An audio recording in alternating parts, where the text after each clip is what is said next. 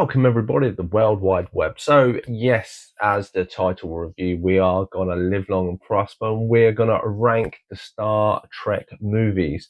So yes, as you may have seen, if you follow this channel, I've recently picked up each continuity, so to speak, from DVD to Blu-ray. So the original 6 I picked up in a one box set. Then I had the Kelvin universe that I got for Christmas. In one tiny box set, and then I got the Final Generations recently off Vinted for quite a reasonable price, and I finally watched them all. And then it was during the discussions of this in a video, obviously AJ messaged me maybe I should rank them all because I've ranked the original ones, so I've gone and done that. Now this is probably a 3 or 4 month span from when I watched the first one to when I've watched the last one. So because, as you will know if you see my channel, I watch on average a movie a day, give or take, probably a few hours of some series as well. So I get through a lot of content when I'm watching a lot of content of the same thing in the same span, and I sometimes get confused. But anyway, that is it. So hopefully all you Trekkie fans have come here.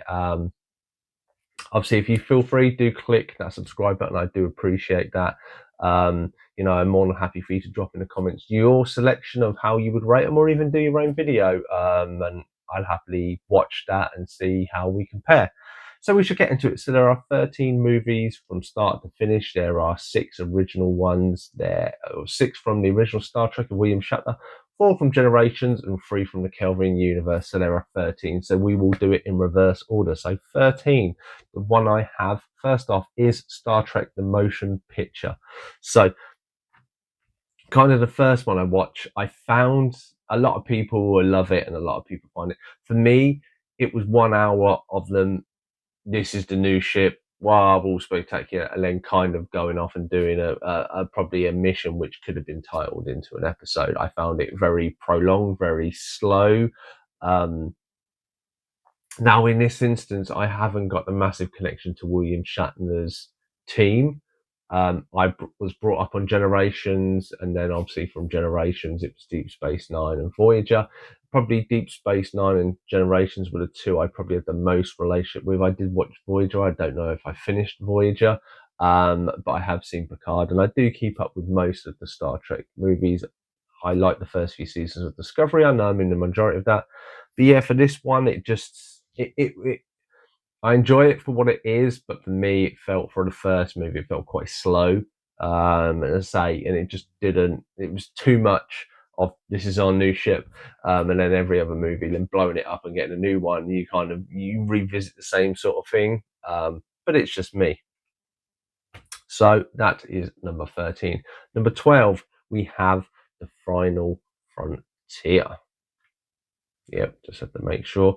So obviously this is where this movie isn't regarded that great, I believe, in there. For me, I quite liked it. I quite liked the story of it.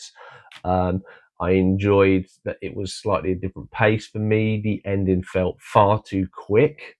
As I say, they kind of had the story, and that you have like Spock, this other Vulcan, stuff like this, and you have it all linked, and then you kind of get this being, and it isn't who they say it is, but then he has a kind of confrontation defeat in like the last like 20 minutes, and I think it was so fast paced, slow and fast, it just didn't quite find its timing. But there we go. So that was number 12. Number 11, then we go on to Insurrection. So I enjoyed this to a point. I felt it felt a little off to me.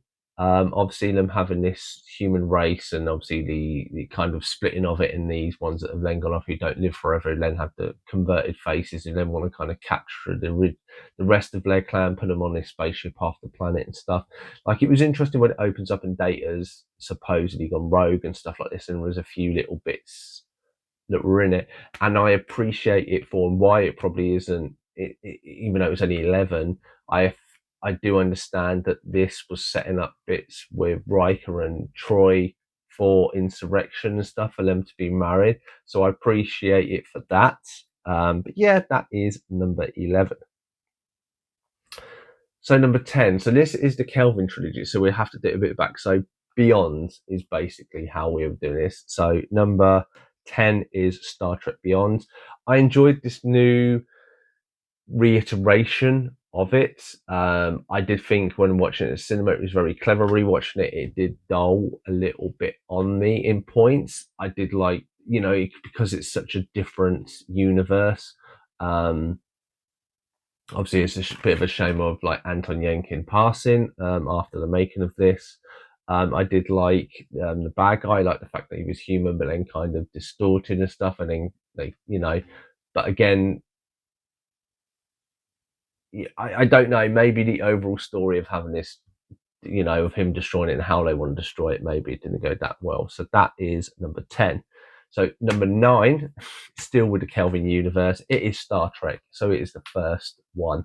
I really enjoyed, the whole Beastie Boys and obviously driving along at the very beginning. I like introducing to all the characters. I think all the characters are really actually great. It's good casting across the board. I like the fighting on the Digger. I like Eric Banner as this evil kind of creature, and the fact they kind of tied this in with the original Star Trek and Spock and stuff like this, and it's kind of alternate realities on the universe and stuff like this. I really, really enjoyed it across the board. The only reason why it sits further down is because just I have more of a connection and I know more of the earlier stuff. So that is 9. So yep. So Beyond was 10. Star Trek 9. Number 8 is Into Darkness. So for me, my favourite one of this is the whole Khan remake. I like Benedict Cumberbatch. I thought it was very clever what they did. I like having his crew within the torpedoes, and for me, it was the kind of not only one was introducing all the characters, but 2 was where there was more cohesion. The fact, and I think Spock and Kirk kind of coming together.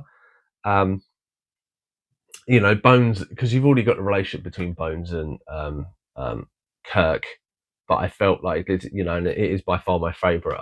2. So yeah, so 10 is Beyond, 9 is Star Trek, and 8 is Into Darkness. So we go to number 7. So number 7 on the list is Star Trek Generations. So this is the bridging of the gap from the original series to Generations, where they come into it from their TV series to the movie franchise, so to speak. I enjoyed the story. As I say, I think you've seen other reviews. Kirk, where he's kind of stuck on the girder and flies off.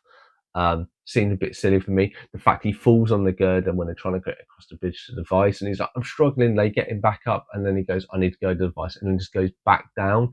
There were some decisions in it that just didn't make sense to me. I understand there's a story and a timeline of having Guinan and having Malcolm McDowell. I thought was a good villain, and you then had some bit of a connection, but I felt like it needed a little bit more.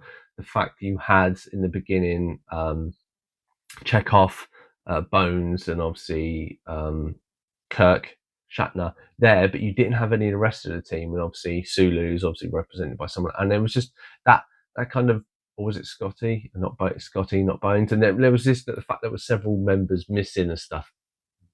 And then obviously it just felt like it was kind of a half-hearted connection, and whether it's down to people falling out with Shatner and stuff, because we know that has happened, could be the case. But that is why I've got number 7. It's enjoyable for the most part. So we go to number 6. So number 6, I have The Search for Spock. So in my other review, I had Wrath of Khan and Star Trek Search for Spock kind of joined because they are a kind of confined story. And I couldn't mix it. I kind of had them at the position 3 at the original ones. These ones, I very much split it. I've very much come to the decision that Wrath of Khan very much slightly, give spoiler alert. So number 6, the reason why this is because the original story of Wrath of Khan set this up. And because of this, at the end of the day, when you get to the end of this movie, it kind of wipes out more or less everything that happened in the previous one.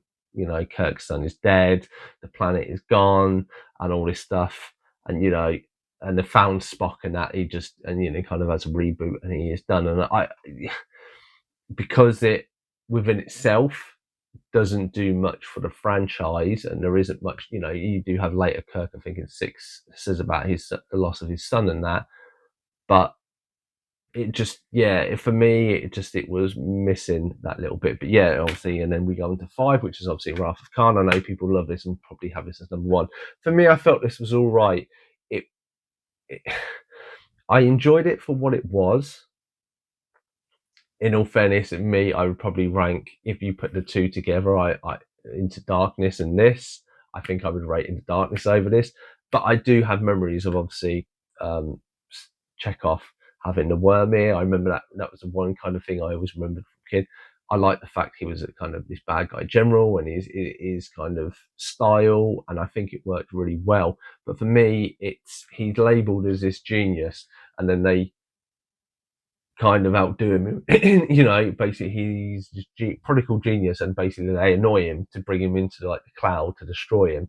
And I'm just like, that's it's something like, it's the most smartest person in the world, but you're also a child and you have a tantrum and you do it. And I kind of feel that's not realistic in this day and age, but maybe that's from my age type and stuff. But that is number 5. Number 4, again, one that's probably going to get a really bad one. This is Insurrection, and I know a lot of people are like, oh, Nemesis even. Why is Nemesis above this? For me, I really like this. Not only it's the will lay, won't lay of Riker and Deanna Troi, the noble sacrifice of Data. As I said, I have a big relationship with the Generation series. It's what I grew up on. I don't own it. I don't really plan to buy it or rewatch it. I do want to pick up Picard season 3 because I think that's great to kind of be a final conclusion. But this is a good end, and the sacrifice of Data for what he does, and the clever plan of a clone of Picard and how he uses like the androids and stuff like this. And I just think there are a lot of elements that work quite well in this.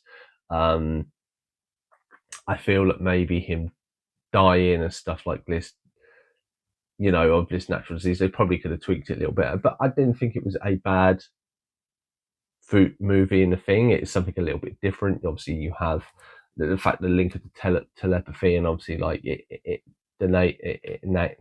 disables Troy, and so she can't use her. But there's stuff like this. I think it is very clever. Maybe not given enough credit. So then we go to the final 3.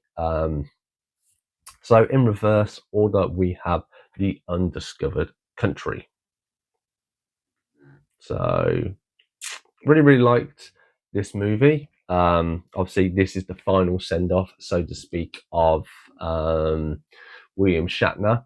And I thought actually it encompassed so many elements good within the characters individually, that this is why I think this stands out for me. And I don't think it did that well at the box office and stuff, but I really enjoyed it. The fact you had um, it was kind of a murder mystery in space, and you have this kind of councilman who's killed, and they believe it's people from obviously the Enterprise, and then you have these different factions, and it's all kind of a conspiracy, and there's all different races interlinked, which I really enjoyed, because a lot of it is like, oh, it's the Klingons, even in the new one, they kind of use the Klingons first of all, and it's like, there's enough races out there, come on, even, I know the Ferengi aren't as scary, but there are a lot of other races you could have probably done, or a newer race like they tried, and I think those work better. But it does feel very formulaic, that they keep going down the same sort of route.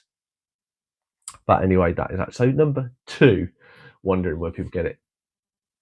So it is The Voyage Home. So Save the Whales. I really enjoyed this. Maybe it's because of me, it's more of a mix between sci-fi and the real world, where they travel back in time, but it's actually like their time in our time when it's filmed.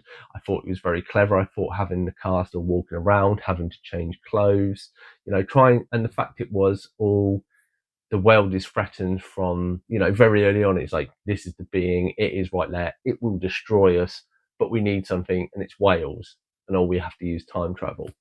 And I think these elements really resonate with me. Having a big presence at the beginning, having a big, like, this is it, we need to do this stuff quick, we've got to get on it. And then more of it is a journey, and then you have the final conclusion, because even though the final conclusion is smaller at the end, you've been building it up for like an hour and a half, because obviously presence is there, where some of them, where it takes time to get there, why it's lower down. So obviously Voyage Home, that is number 2, which obviously, if you've done your maths, First Contact, Again, has the same sort of premise of this. You have the Borg, they're here, they're attacking, they're destroying everything. They bring out all the Enterprise and the other ships. They all more or less get destroyed. Picard is still suffering from his Locutus, and he kind of has this connection to it, which I've always liked. Introduces the Queen. I don't know if the Queen was in the series, but I know obviously she was in this and in the Picard series. I really like that the kind of Borg escape, but then they have this time travel, and it's almost Transformers that they kind of then get caught up into it. But not only do they get caught up into it, it's a good that with most time travel stuff is they follow each other and then they're there, but you get to see through the slipstream of the world changing around because the Borg have taken over.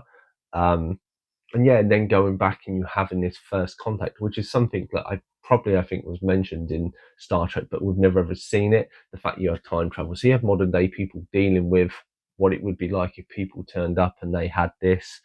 But then you still have the Borg there and them corrupting people and corrupting the Enterprise as well, and trying, and because of Picard's relationship and Locutus, he very much goes outside of his stern, this is what we're going to do, and he gets like, no, it's vengeance, I want to destroy him, and we're not going to get rid of the ship, and all this stuff. And then, it's this, the human element then comes and goes, no, Picard, you're being a bit unreasonable. And he's like, oh, actually, yeah, I think you're right. And then they destroy him, and I think it's absolutely by far my best. So that has been 1 to 13 of the Star Trek series. Have you watched the Star Trek movies? Let me know your thoughts, feelings, and reviews down below, or link it if you're going to do a video yourself. I've been Cypher Sigma Screen Time. Hope you've enjoyed this channel. Live long and prosper, and I'll see you in the next one.